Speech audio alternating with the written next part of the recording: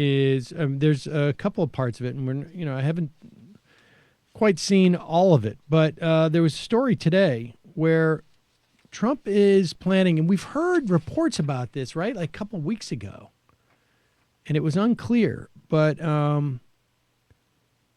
apparently Customs and Border Protection has not publicly disclosed its plans, but there was local leaders in Broward and Palm counties supposedly got wind of the plan that calls for releasing of asylum seekers and potential immigrants to those two districts in Florida.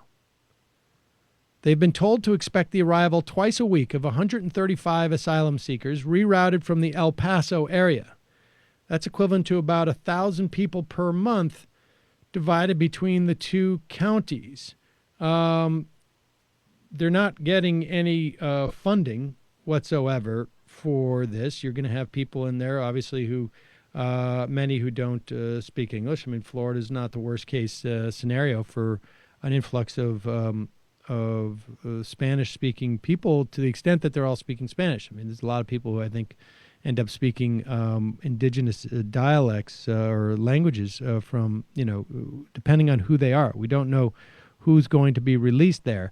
But the idea, I guess, is to put pressure on these counties. Maybe this is, some way of creating stress there so that Trump can carry those counties maybe in an election. I don't know.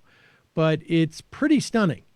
And here is Donald Trump laying out the other parts of the immigration plan, which theoretically is about getting the best and the brightest, which ends up, based upon the system in which we determine that, will keep out essentially people who are poor, people who are coming presumably from horrible situations in Latin America, and, will ultimately probably end up allowing for more immigration from countries that are a little bit paler.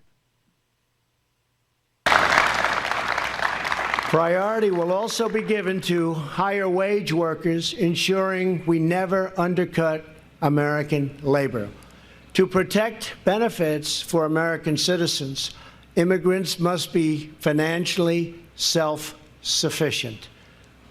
Finally, to promote integration, assimilation, and national unity, future immigrants will be required to learn English and to pass a civics exam prior to admission.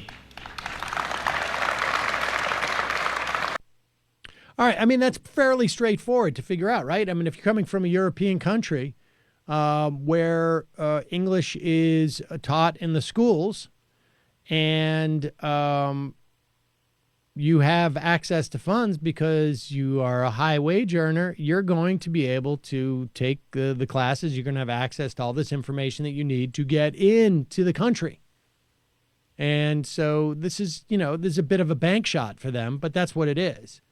And it is, it really is basically affirmative action for white Europeans to come into this country, is what it comes down to. Yeah, as if that many of them want to come into our backwards nation. I mean, I imagine some do, but, there's probably maybe in some businesses more opportunity for them here. But why is their seeking more opportunity more legitimate than people who are less wealthy seeking opportunity? Why is their desire to come to this country more legitimate than people who are seeking asylum because their country is a crap show? Like, if there are jobs for those people who come in at low wages, then we have a need for them just as much as those people who are coming in with seeking high wages. There's really ultimately only one way to explain it, and I'm quite sure they have run the numbers on this. They've probably, done a reverse model on this in some way.